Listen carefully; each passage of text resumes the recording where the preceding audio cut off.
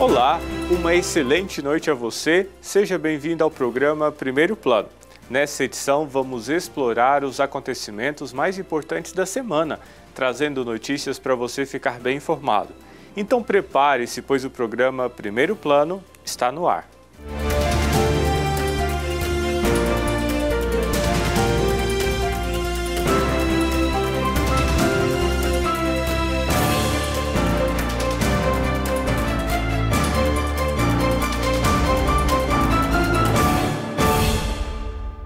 Vamos iniciar o nosso programa falando sobre inovação.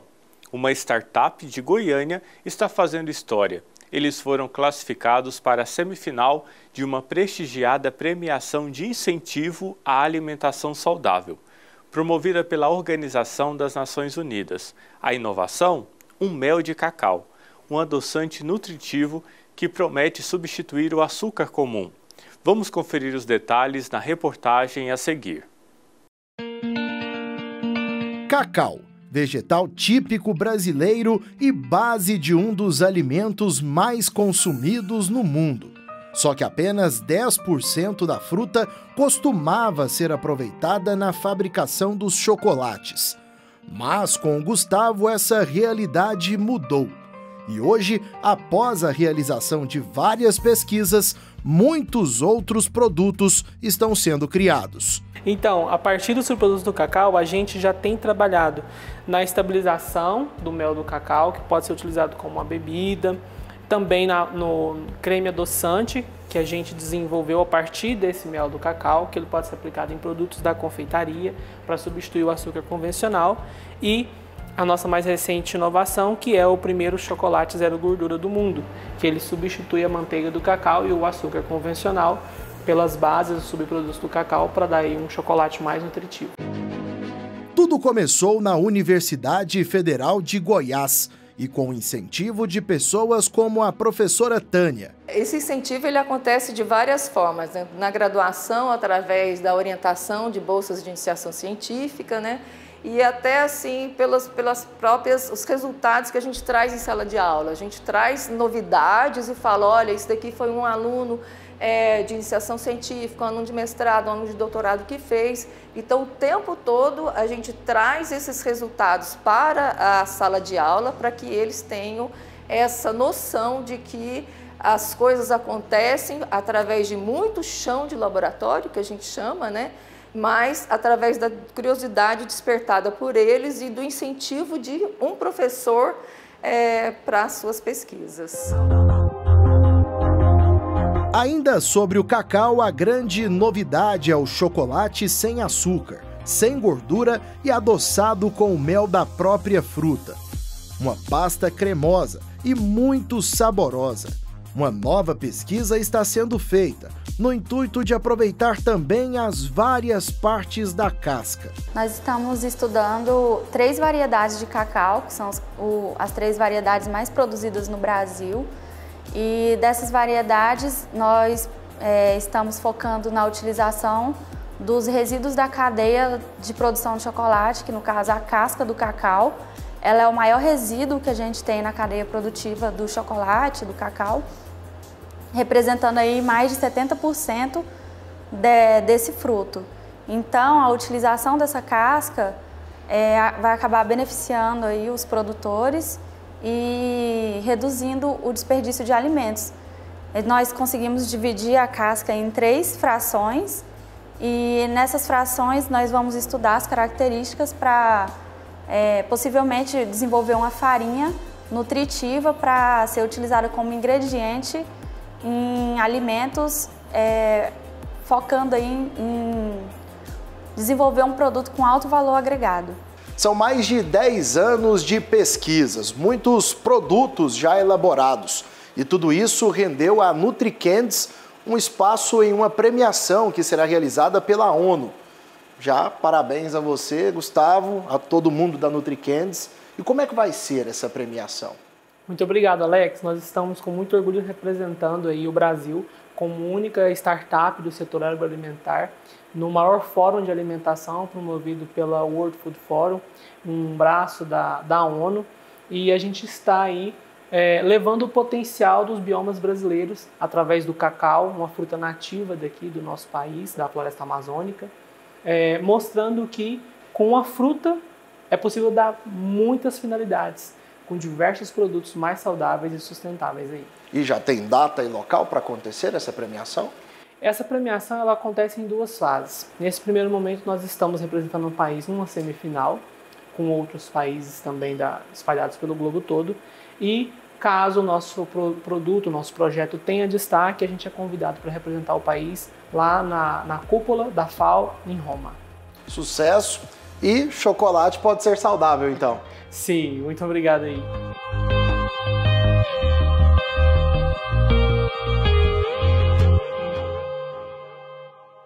Parabéns à equipe por essa importante contribuição para a saúde e para o bem-estar de todos. Você já pensou em criar um animal exótico em casa? Que tal ter como bicho de estimação uma coruja ou até mesmo uma cobra? Quem quer criar um animal diferente assim, precisa se atentar a alguns cuidados especiais. A gente tem uma reportagem sobre esse assunto. Acompanhe. Nem só de gatos e cães os apaixonados por animais vivem. O Matheus é a prova disso. Há 6 meses ele resolveu criar um animal nada comum. Com vocês, o Matias.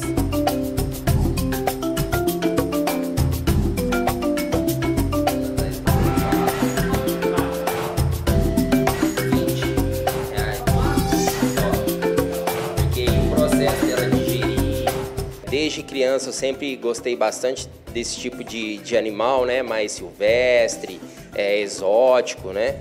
Então eu tenho aqui o terrário, né? Esse terrário eu já tive uma iguana antigamente, né? E aí como ela ficou muito grande para esse ambiente, eu tive que doar ela para o zoológico e ficou desativado o terrário até um tempo atrás eu resolvi comprar a cobra e criar ela aqui, né? Então, é um animal assim, a gente recebe críticas, né? De quem não está acostumado, porque também não é tão falado assim, igual um cachorro, um gato, um pássaro, né? Mas é um animal extremamente dócil, de fácil cuidado. Os cuidados vão desde borrifar água no terrário para umedecer o ambiente devido ao calorão, até a alimentação, que é restrita. A cobra, ela não gera calor próprio, né? Então ela precisa ter um ponto, você precisa colocar um ponto de calor para ela, né? Onde no terrário tem um ponto de calor e um ponto frio, né? Que o ambiente que ela preferir, ela vai para aquele ambiente, ou frio ou quente, né? No mais, a gente precisa controlar um pouco a umidade, porque essa cobra é uma jiboia arco-íris da Amazônia, então é um ambiente mais úmido, né? Então ele tem que estar numa certa umidade, né? E calor também. Tanto que ele tem hábitos noturnos, né? Durante o dia ele fica escondido e durante a noite ele sai da toca. Então, assim, a alimentação que ele tem são ratos, né? Então a gente dá o rato para ele de acordo com o peso do animal, em torno de 15 a 20% do peso do animal, que tem que ser a alimentação dele. A jiboia é um animal silvestre e não tem veneno, como a maioria acredita. Ela é uma espécie diferentona, que tem conquistado cada vez mais pessoas. Mas cada bicho possui uma demanda diferente, de tempo, alimento e local próprio. Por isso é preciso pesquisar muito, antes de escolher aquele que vai fazer parte da sua rotina. Desses animais não convencionais, né, a gente tem uma diferença entre animal silvestre, animal exótico e animal doméstico. Os animais domésticos são aqueles que durante muito tempo, né, eles já estão com a gente, né, como animais de criação. Os animais silvestres são aqueles que têm parte ou todo o ciclo de reprodução no território brasileiro. E os animais exóticos são aqueles animais que eles são oriundos de outro país. Os domésticos, eles não precisam de documentação nenhuma, eles não passam pelo crivo do órgão ambiental. Então a gente tem algumas espécies que a gente cria como animais domésticos, a gente pensa que é exótico, a gente pensa que é silvestre. Agora, todos os animais silvestres, né, esses precisam também de documento. E esses passam pelo crivo do órgão ambiental. Aqui nessa clínica de animais exóticos, os profissionais atendem e cuidam há mais de 13 anos de diferentes espécies de animais silvestres, exóticos e, claro, os domésticos. Nos últimos anos, eles perceberam um aumento significativo na procura por esse tipo de animal. Só nesse espaço vivem juntas 2 corujas de espécies diferentes, 2 águias chilenas, 3 tipos de cobras e 5 aves em geral. Outro animal pouco conhecido é a chinchila, de origem peruana, que aqui no Brasil é considerado doméstico. Eu não tenho tanta coragem assim, mas o cinegrafista Cleiton Canuto e o assistente Vitor Inácio toparam o desafio e colocaram a mão na massa para viver essa experiência.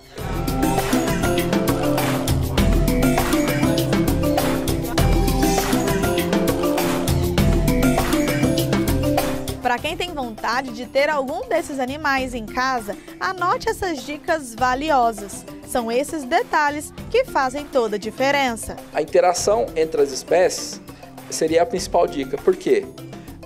Se eu já tenho uma ave, né, eu tenho uma calopsita, eu quero adquirir um agapornis.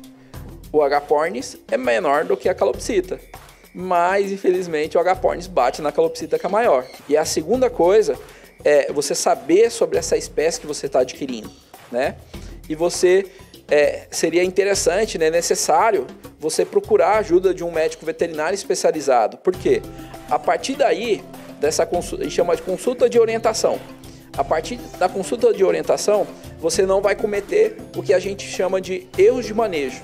E falando em cuidados, na casa do Matheus, o amor por animais exóticos passou literalmente de pai para filho.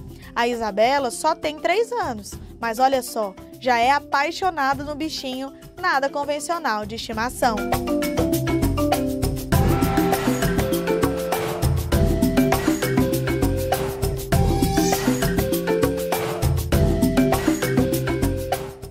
Cuidar de bichos exóticos pode ser uma experiência fascinante, mas também exige muita responsabilidade e conhecimento. Você sabia que lá na Vila São Cotolengo tem um salão de beleza para atender os internos? Nós apresentamos isso para você agora, como funciona esse espaço e quais serviços são realizados. Vamos conferir agora na reportagem. Quem é que não gosta de um momento de beleza e tranquilidade? Se arrumar e poder olhar no espelho e se sentir bonita. Na Vila São Cotolengo isso é possível. A pedido de uma paciente, um espaço de beleza foi criado dentro da instituição e recebeu o nome daquela que inspirou o desenvolvimento do lugar, Salão Margarida. E a movimentação é grande, já que são muitos os serviços oferecidos. Eu atendo aqui no salão, aí tem aqueles pacientes que não conseguem vir no salão, aí eu tenho que ir nas unidades. Aí é que faz de tudo, faz cabelo, faz unha, faz progressiva, faz todo tipo de clínica. Tem até voluntária que faz questão de vir e entrega com amor o trabalho solicitado. De vez em quando eu venho, né, fazer uns atendimentos aqui especial a eles, né, que são as pessoas, os anjos, né, especiais. E aí eu gosto, eu tenho prazer de vir fazer voluntário aqui com eles. Quem chega aqui fica encantado com a estrutura do salão. Isso porque eles prepararam um cantinho especial para atender com muito carinho essas internas. E eu não vou perder a chance. Vou me arrumar também, né, Dorca?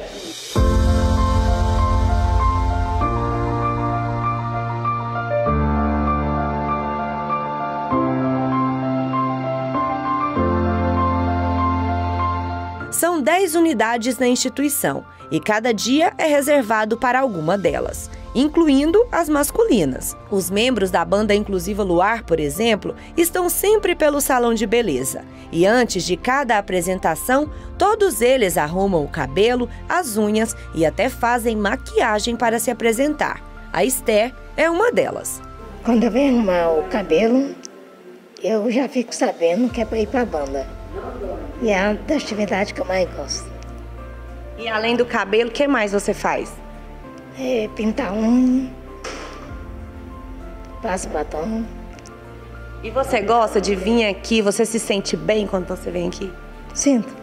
Trabalhar autoestima e segurança é o principal objetivo do projeto, principalmente para as meninas, que amam tudo isso. Eu gosto de arrumar o cabelo, ganhar diadema, ganhar xuxinha, ganhar frisilha, ganhar tudo. Para quem se dedica a esse momento, o sorriso no rosto dessas internas é satisfatório. A gente tem os pacientes aqui como filhos da gente. A gente tem muito amor por eles. Porque são umas pessoas muito importantes para a gente, né? E eu amo fazer esse trabalho aqui com eles.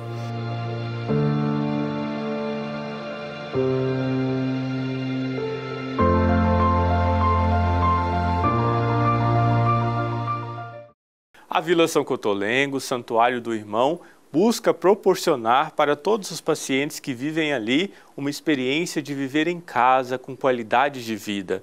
Essa é uma das várias ações que acontece naquela querida instituição. Por isso, se você ainda não conhece o trabalho da Vila, acesse as redes sociais, conheça o trabalho que é realizado pelo Santuário do Irmão e saiba como as vidas são promovidas no santuário tão especial. E agora, mudando de assunto, a festa paroquial da Igreja Matriz de Trindade acolheu muitas famílias. Foi um momento especial que contou com um tradicional quermesse e até um show católico com o cantor Tiago Brado. A repórter Ana Luísa foi até lá conferir de perto e nós vamos acompanhar agora na reportagem.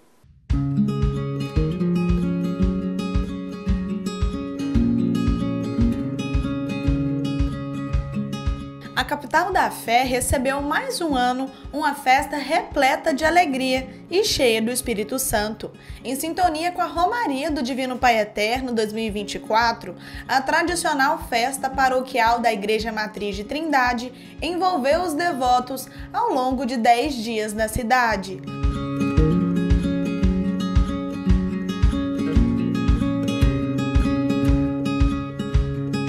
A 15ª festa paroquial teve o objetivo de unir as famílias no amor incondicional de Deus e é o resultado de um trabalho de meses de dedicação. A ideia dessa festa, que foi criada há 19 anos, o ano que vem fará 20 anos, é para que a cidade de Trindade curta a festa do padroeiro, do Pai Eterno, porque na Romaria o trindadense está trabalhando. E a ideia é essa, então nós temos 37 comunidades, todas as noites um grupo de comunidades se revezam e ajudam em todas as atividades, na celebração litúrgica, na venda, nas quermesses, nos leilões, nos bingos, nas músicas.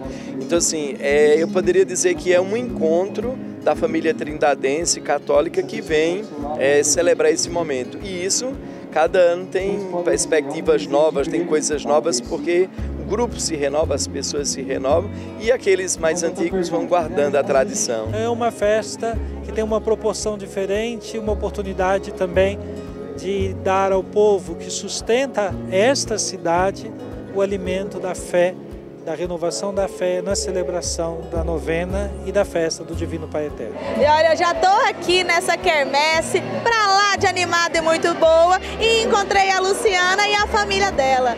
Luciana, você que está aqui desde cedo, vivendo essa experiência muito bonita que é essa tradicional festa aqui, conta como é que está sendo para você participar hoje. Eu estou desde cedo, já participei das coisas, da cozinha, da qual eu gosto de fazer parte.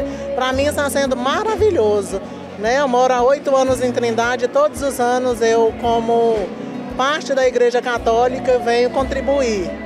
Tenho contribuído todos esses anos e para mim é muito gratificante e maravilhoso. Que coisa boa! E a senhora, conta pra gente, tá gostando da festa hoje? Sempre perfeita, muito boa. A organização preparou um cardápio especial para todas as famílias aproveitarem juntas e unidas. E falando em alegria, a programação não parou por aí. Boa noite, gente!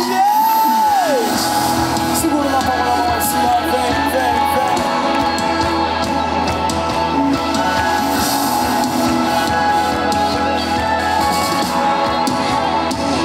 Somente em ti conseguirei somente em ti colocarei minha esperança. Esse som animado representa a chegada de um dos cantores católicos mais conhecidos atualmente no Brasil, Thiago Brado, diretamente de Trindade. A gente sempre teve esse carinho pelo Pai Eterno, mas pela primeira vez aqui, né? Acho que Deus prepara tudo do jeito certo, na hora certa, e cantar essas músicas hoje nesse show que tem um propósito de resgatar músicas que marcaram a trajetória do povo. Então esse aqui é um lugar de romaria, com certeza esses romeiros conhecem muito bem essas músicas que nós vamos cantar hoje aqui. Então é meio que faz parte da vida de todo romeiro, de todo cristão, de todo católico em especial. Então com certeza vai ser um resgate aí na memória também. E teve gente que veio até de outro estado para não perder nada e fortalecer a fé na festa. Maravilhoso, show! Tô adorando! Com um grande sorriso no rosto, a Maria agradece a toda a organização e também pelo show. Tá de parabéns a paróquia! Trabalho excelente, o Padre Thiago tá fazendo, muito bom. Essa festa alcançou o propósito principal e contou com a participação de inúmeras famílias e devotos de várias partes do país. Essa tradição vai continuar, levando esperança e o amor de Deus para ainda mais corações.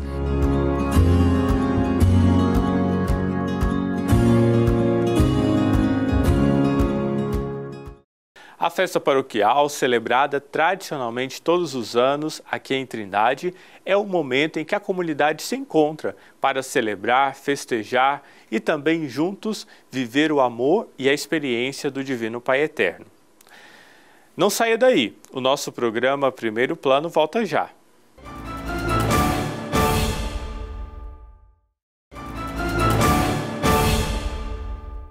Estamos de volta para levar até você notícias em primeiro plano. Você sabia que a Congregação do Santíssimo Redentor, os missionários redentoristas, estão presentes em Goiás há 130 anos? Vamos conhecer mais agora na reportagem a seguir. Padre, hoje nós estamos aqui para falar de uma data muito importante para todos os redentoristas, mas de maneira muito especial para nós que estamos aqui nessa região de Goiás. Os 130 anos que os redentoristas chegaram aqui na nossa terra. É muito tempo, é muita missão e tem muita história para contar, não tem? Sim, tem muita história, né? É uma data muito importante porque é um marco não só para a congregação, mas também para o estado de Goiás, né? A formação do estado de Goiás. Então, eu percebo assim que nós, missionários redentoristas, ajudamos na formação desse estado, né? Isso é uma alegria, né? Temos até uma gratidão a Deus por nos ter proporcionado estar aqui, né? Então, tem muita história, né? E desde o início foi marcado pelos missionários aqui a bravura na missão, né? Assim, chegaram, não tinha estrutura aqui, as cidades, né? Campininha das Flores, onde chegaram, no dia 12 de dezembro, e um período de muita chuva, até comentava, né? E assim, embaixo de chuva, andando a cavalo, né? Assim, distâncias longas, então isso marca, digamos assim, essa audácia, essa coragem de poder evangelizar o pessoal dessa região aqui, né, desse cerrado, né, aqui do Brasil, nessa região do Cerrado aqui do Brasil. Quando eles chegaram, já tinha alguns missionários redentoristas, por exemplo, na cidade de São Paulo. E para Goiás foi a primeira vez. Então eles vieram descobrindo realmente o caminho, vieram descobrindo para conhecer realmente o povoado que estava ali naquela época. E foi tudo novo, né? Porque assim, não tinha uma infraestrutura na época. Não tinha. Porque eles vieram, né? Um grupo ficou em São Paulo, né? E vieram até aqui. Tinha trem até na região do Triângulo Mineiro, né? E depois eles vinham a cavalo, né? Então, era dias de viagem. Já a viagem de trem já era muito longa e depois tinha que andar mais longas distâncias para até chegar aqui. na época chamava Campininha das Flores, né? Isso. Então... diante dessa realidade, os missionários redentoristas, eles sempre foram muito ativos, tanto em Goiânia, ao chegar ali na Campininha das Flores, também quando foram para a Trindade e abraçarem ali o Santuário do Divino Pai Eterno. Toda a questão econômica do local foi modificada, o investimento na profissionalização das pessoas, tudo isso também foi parte dos missionários redentoristas, não foi? Sim, sim. A estrutura, né, digamos assim. Então, por exemplo, a primeira linha telefônica que teve foi entre os conventos de Campinas e Trindade, né? Então, você vê, é um avanço para essa região, Sim. né? Também um marco que eu quero trazer aqui, que eu acho muito importante para a infraestrutura, né? O canal da Vila Canaã, hoje já não tem tão definido assim, mas foram os missionários redentoristas, principalmente por meio dos irmãos redentoristas, que fizeram aquele canal embaixo de sol, chuva, abriram, né, para poder chegar água até a região lá da Campininha das Flores, né, no convento ali para a região. Então, assim, são sinais dessa bravura deles, né, e também o querer estruturar o lugar, né, não só, logicamente, para os missionários, mas também para a região, né, e nesse sentido também a formação cultural, né, por meio até da catequese, o principal era o ensinamento religioso, mas também a formação civil daqueles que estavam ali, né, os padres influenciaram muito. Os missionários influenciaram muito nessa consolidação, né, da formação cultural e educacional do povo. Diante dessa realidade, assim, o que vocês, novos sacerdotes, novos irmãos, são jovens ainda, podem aprender com essa turma que veio lá da Alemanha e veio trazer a copiosa redenção aqui para o coração do nosso Brasil? O se renovar na missão, né? Porque olhando para essa dedicação desses pioneiros que chegaram aqui, nos anima a continuar hoje com os desafios de hoje. O mundo mudou totalmente, mas temos os nossos desafios hoje. E não desanimar, né? Continuar anunciando a redenção, principalmente àqueles que mais necessitam, né? E aos abandonados ainda deste mundo, né? Então, para nós um exemplo, né? Um modelo. Continue, porque nós conseguimos. Vocês também hoje, né, missionários redentoristas, vão conseguir. Então, continuar perseverantes na vocação e na missão. Ai, que maravilhoso. E diante dessa realidade, a gente sabe que hoje a província de Brasília abrange mais do que o nosso estado de Goiás, né? E a gente sabe da realidade que hoje é essa diferença cultural que nós temos diante de toda a realidade do nosso país, do nosso Brasil mesmo. Como que é, dentro da realidade da província de Brasília, conviver com redentoristas, mas assim, que são de outros locais? Na verdade, é um grande aprendizado cultural. Sim, com certeza, é um aprendizado, né? E aí nós vamos conhecendo outras histórias paralelas, né? Assim como os alemães chegaram aqui, outros missionários chegaram nas outras regiões também com a mesma dedicação, né? Então, assim, a gente vai juntando histórias, né? Então vai virando um lindo mosaico, né? De histórias de dedicação. Então, eu acredito que isso é a nossa base comum, né? O nosso carisma redentorista. Então, conviver com isso é um aprendizado e uma oportunidade, né? Para crescermos no anúncio da redenção no mundo. E para a gente encerrar, Padre Aragonês, eu queria saber o que significa a missão para um missionário redentorista. O que é missão para vocês? Missão ser, numa linguagem bem do nosso carisma mesmo, né? É ser viva a memória do Redentor no mundo. Principalmente com os nossos gestos, né? Palavras também, mas principalmente com os nossos gestos. É levar a palavra de Deus. E a exemplo de Cristo, principalmente aqueles que ainda não foram alcançados por essa palavra. Os alemães foram pioneiros. Em 1894, desbravando o sertão de Goiás, eles chegam à Campininha das Flores para aqui fazer a história e criar vínculos e laços ao longo desse tempo tão bonito. Cuidar da devoção do Divino Pai Eterno e da paróquia de Nossa Senhora da Conceição, hoje Matriz de Campinas. Muitos missionários ao longo desses 130 anos trabalharam e trabalham para que essa missão nunca deixe de acontecer. Mudando de assunto, no Dia da Árvore, as Obras Sociais Redentoristas realizaram uma ação especial na construção do novo santuário, promovendo a conscientização ambiental e o cuidado com a natureza. E eu estive lá com as crianças do Centro Social Pai Eterno para uma plantação de árvores. Vamos ver.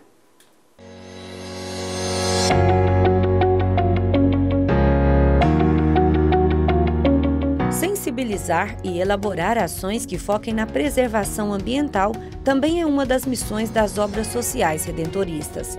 Afinal, é o cuidado com a casa comum. Diante disso, um convite foi feito aos assistidos: plantar mudas de plantas no canteiro de obras do novo santuário. Todo um trabalho que a gente tem feito com as crianças na área pedagógica de conscientização, de valorização, de respeito ao meio ambiente, em comemoração ou em lembrança ao Dia da Árvore. E nada mais acolhedor do que vir na nova casa do Pai, ajudar a fazer o plantio, né?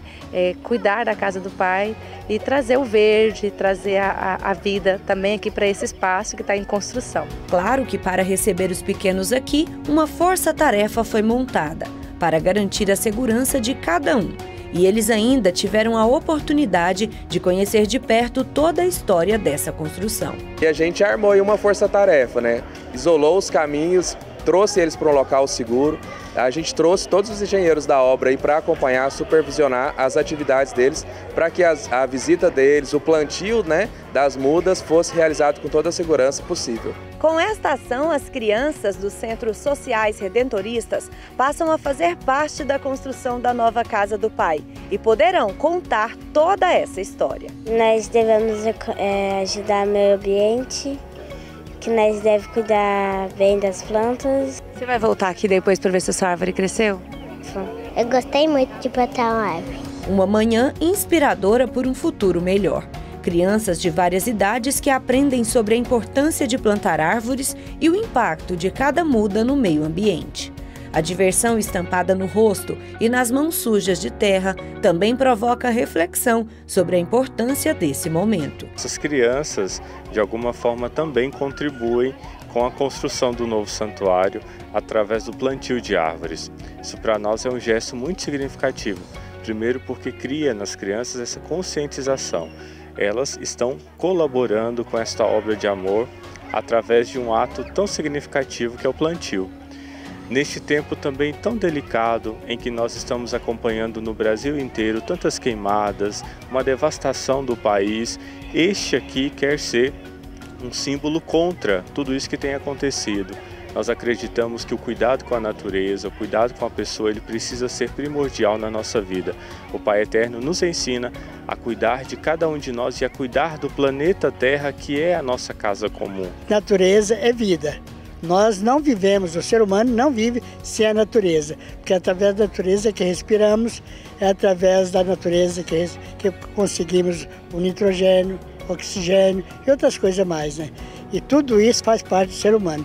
O dia que a natureza morrer, o ser humano também morre. O ser humano não vive sem a natureza. E começando de criança, igual nós vimos aí, tudo isso é muito importante. A criança adquirir conhecimento, conhecer a vida e o quão é importante plantar uma árvore. O objetivo é que a iniciativa sirva de inspiração a todos. Um cuidado que aprendemos com o Pai Eterno na medida em que assumimos que somos instrumentos dele.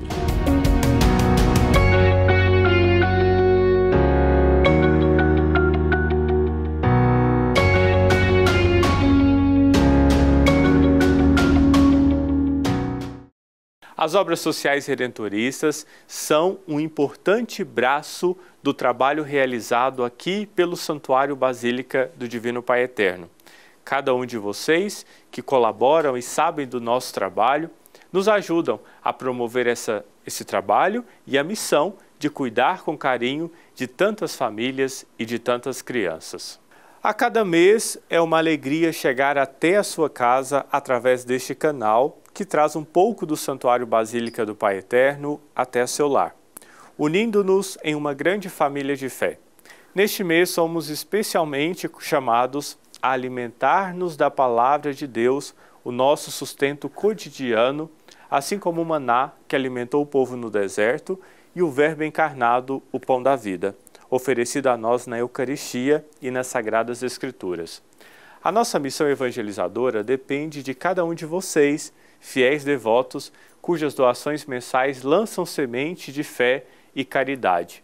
Em nome dos Redentoristas, eu agradeço profundamente por sua generosidade, que permite com que essa obra de amor continue acontecendo e que o nosso trabalho missionário aconteça todos os dias. Nós, missionários redentoristas, queremos rezar por você. A sua fé sustenta e transforma a nossa obra evangelizadora. Contamos sempre com a sua doação. Neste mês de setembro, Deus abençoe você, Deus abençoe a sua família. Para comemorar os 70 anos da Catedral da Sé, em São Paulo, uma exposição foi montada para contar a história do templo em fotos. A entrada é de graça e o Alan Ribeiro foi lá conferir e mostra agora pra gente. Vamos ver.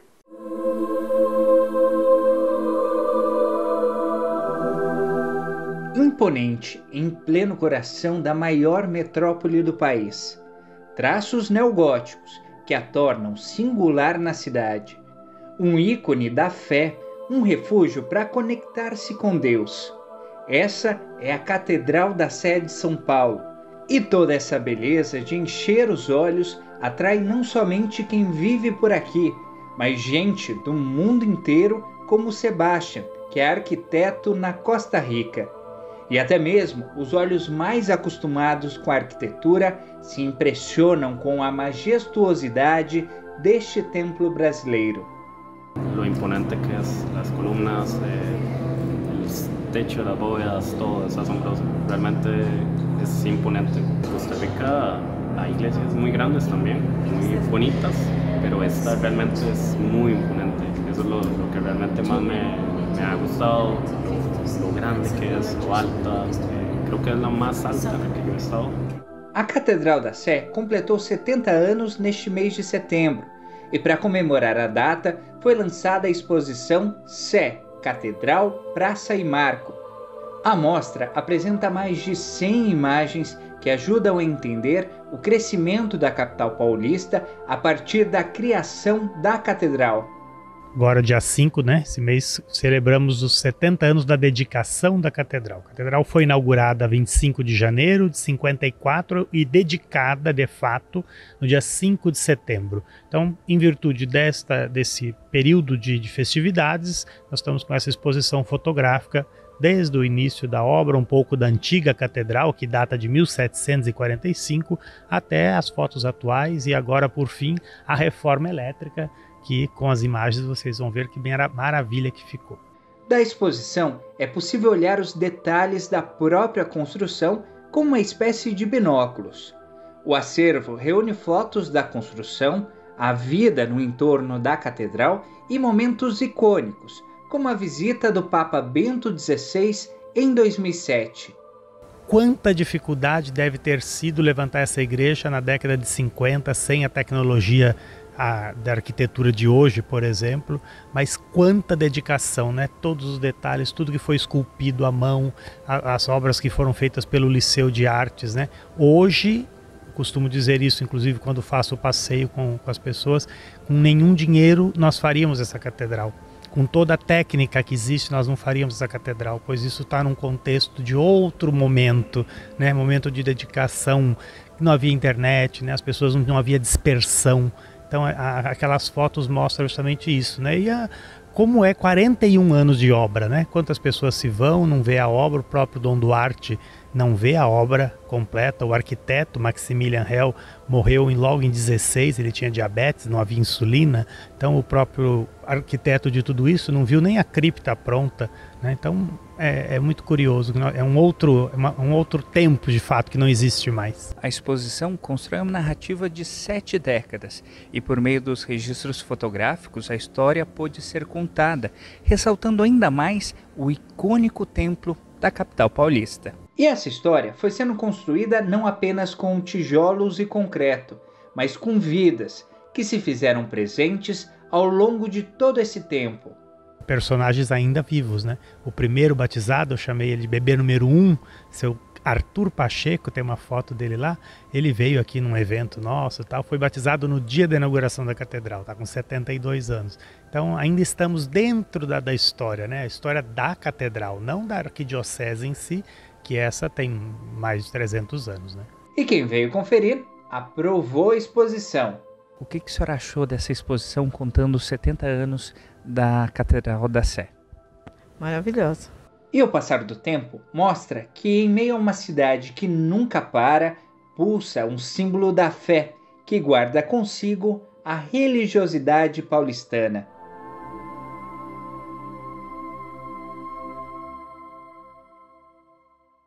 Neste mês de setembro, a Igreja Católica celebra a exaltação da Santa Cruz, momento dedicado à veneração do símbolo central da fé cristã.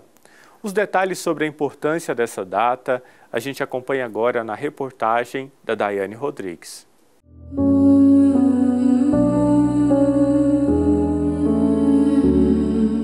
A festa da exaltação da Santa Cruz é celebrada em 14 de setembro e remete ao passado, quando a verdadeira cruz de Jesus foi encontrada em Jerusalém.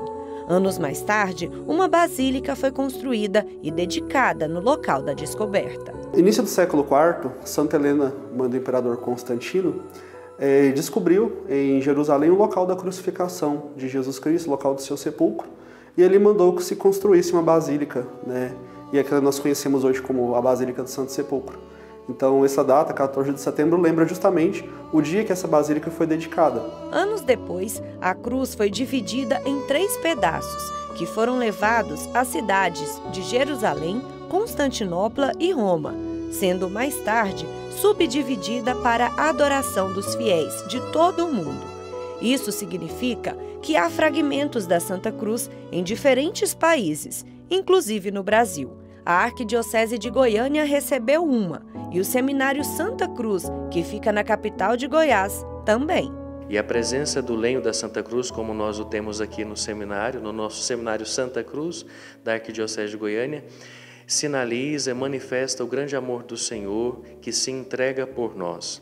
E a cruz do Senhor vazia sinaliza o Senhor que venceu o mal e a morte, na sua entrega amorosa, fez vencer o mal e a morte, nos concede vida, vida plena, vida em abundância, vida nova. Desde então, a data ganhou importância no calendário litúrgico católico. No nosso calendário litúrgico atual, nós temos 2 comemorações, por assim dizer, da Santa Cruz, né? 2 lembranças, memórias. A primeira é a da Sexta-feira Santa, em que nós recordamos o sacrifício salvífico de Jesus na cruz. E no dia 14 de setembro, em que nós celebramos a dimensão gloriosa da cruz, ou seja, aquilo que nós conseguimos como penhor, como herança, como graça, por ocasião da crucificação do Senhor. Então, não vemos a cruz nesse 14 de setembro como um sinal de instrumento de tortura, mas como sinal de vitória. Isso significa que traçar sobre nosso corpo o sinal da cruz é professar a fé sem precisar de palavras. É o símbolo que abre as nossas liturgias, quando nós passamos diante da igreja, dos cemitérios, dos lugares santos. Nós sempre fazemos o sinal da Santa Cruz para lembrar ao mundo e principalmente a nós, de que é pela cruz que nós temos a garantia da vida, o penhor da salvação. O sacrifício de Jesus Cristo é o sinal maior do amor de Deus por nós. Para que pudéssemos nos ver livres do pecado, foi condenado e crucificado. E esse sacrifício traçou sobre o mundo o sinal da cruz. Por isso, exaltar a Santa Cruz é uma forma de reconhecer como símbolo da vitória sobre a morte e o pecado, um sinal de esperança, salvação e amor divino. Então é pelo sinal da Santa Cruz que nós vencemos o pecado, é pelo sinal da Santa Cruz que nós vencemos toda a morte e opressão, é pelo sinal da Santa Cruz que nós somos capazes de enxergar naquele madeiro não apenas 2 riscos ou um instrumento de tortura da antiguidade, mas a garantia de que todos os homens, sem exceção, eles podem ser salvos pela graça de Deus, por esse trono de graça que é aberto a toda a humanidade.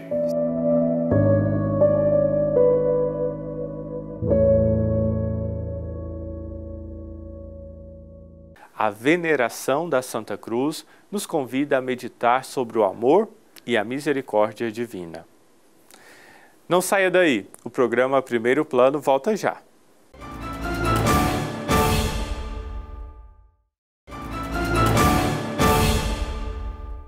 Estamos de volta para levar até você notícias em primeiro plano aqui na TV Pai Eterno. Em Goiânia, o Seminário Santa Cruz realizou neste final de semana a festa da Exaltação da Santa Cruz. Na ocasião, foram comemorados os 164 anos da instituição, que guarda uma das relíquias mais preciosas para nós cristãos, um pedacinho da cruz de Cristo. O repórter Alex Rodrigues mostra agora para a gente nesta reportagem. Aleluia, aleluia, aleluia. A cruz nos recorda o amor infinito de Jesus e está muito presente na vida de todos os fiéis católicos.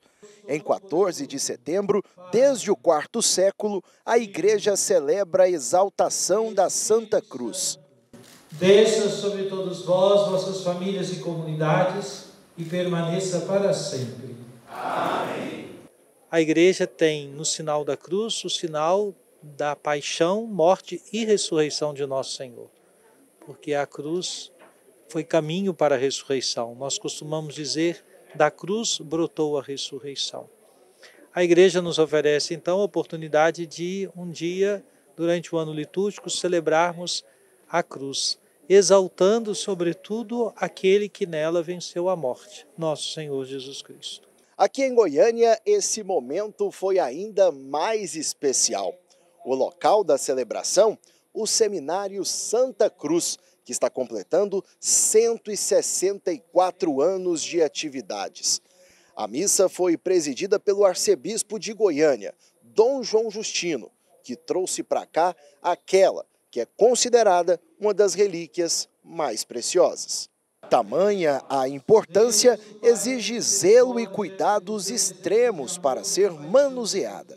Esse seminário foi fundado em 1860, há 164 anos atrás. Foi fundado por Dom Pedro, que determinou então que tivesse o seminário, por decreto imperial, na diocese que havia sido criada em 1845. Nós temos hoje aqui no Seminário de Santa Cruz uma pequena relíquia da Santa Cruz. E na festa de hoje não poderia ser diferente, nós concluímos a celebração da Santa Missa, dando a bênção com a relíquia da Santa Cruz, que aqui é guardada, custodiada com muito carinho pelos moradores deste seminário. Mesmo com os estudos diários e a missão de sempre levar o Evangelho, os sacerdotes que participaram da celebração se sentiram emocionados com a presença da Santa Cruz entre eles. As relíquias da Santa Cruz são testemunho da entrega amorosa do Senhor por nós. A palavra de Deus, lá no livro do Gênesis, no capítulo 2, versículo 9, fala que Deus criou toda espécie de árvores bonitas, frutíferas, no meio do jardim pôs a árvore da vida e a árvore do conhecimento do bem e do mal. Nós damos muita atenção à árvore do conhecimento do bem e do mal, que foi causa da nossa queda por meio dos nossos primeiros pais, Adão e Eva. Nós precisamos voltar à árvore da vida.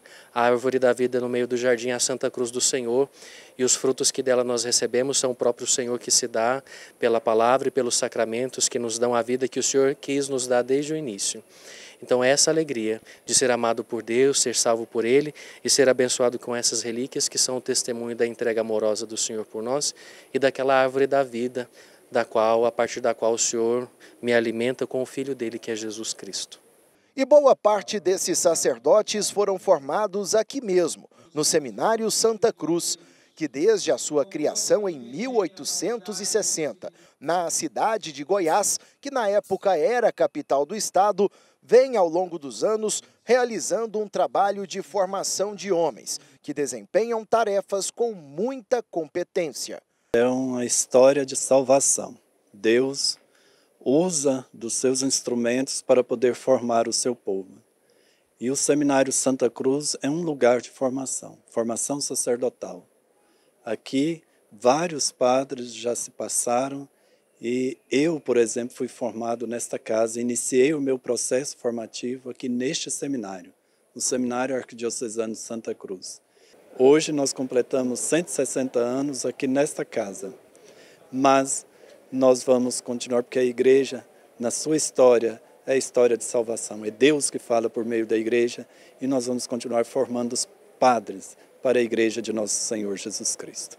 Levai a glória da ressurreição os redimidos pela árvore da cruz que nos trouxe a vida.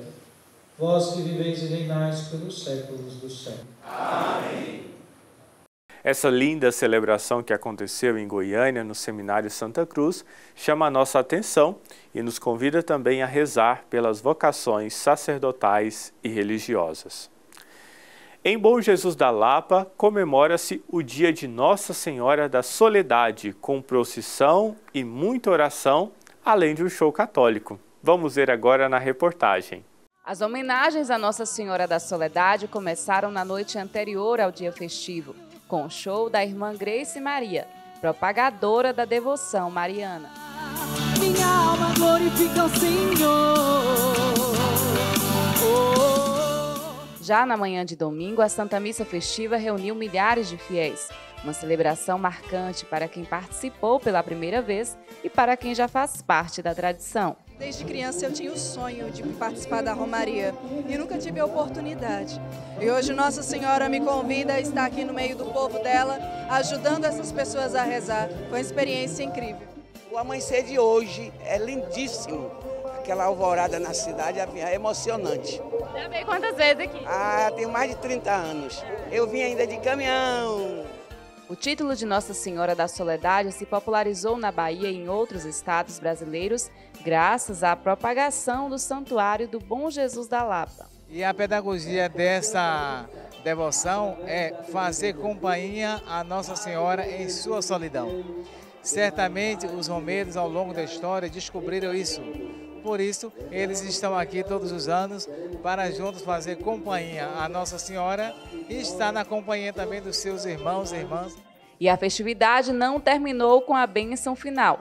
Na parte da tarde, a multidão se reuniu novamente, desta vez para acompanhar o andor da copadroeira da Igreja de Pedra e Luz.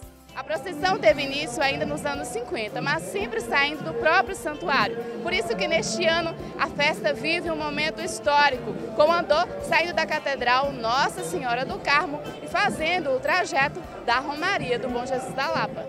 O andor desta Romaria marcante destacou Nossa Senhora Rainha dos Andes, além de outros elementos da devoção mariana. Cada fiel que o seguiu teve um motivo para estar ali, seja no cumprimento de promessas ou nos pedidos. A confiança na intercessão da mãe foi demonstrada. Eu venho há 29 anos, eu venho acompanhando. Meu filho era doente, estava doente, aí eu pedi que ele ficasse bom, que eu acompanhava a procissão todo ano descalço, a do Bom Jesus e a Nossa Senhora da Soledade. Com essa confiança, mais uma vez o povo romeiro se despediu da Senhora da Soledade, numa expressão simples e sincera que contagiou aqueles que viveram a Romaria. De modo então que eu fico muito contente de ter participado da primeira vez, sentido toda essa atmosfera de fé, de confiança do nosso povo, acreditando na intercessão da Mãe da Soledade no dia a dia da vida deles, para vencer aí os muitos desafios, mas sempre com essa esperança e com essa fé de poder contar com a bênção, com a proteção da Mãe da Soledade. Nossa Senhora mora aqui neste lugar. Nossa Senhora mora aqui neste lugar. Viva Nossa Senhora da Soledade! Jesus também é nossa mãe. Nossa Senhora mora aqui neste lugar. E assim, encerramos mais uma edição do nosso programa Primeiro Plano. Eu agradeço a sua companhia e me despeço de você desejando um excelente final de semana. Nos encontramos em breve. Fique na paz e na proteção do Redentor. Até semana que vem.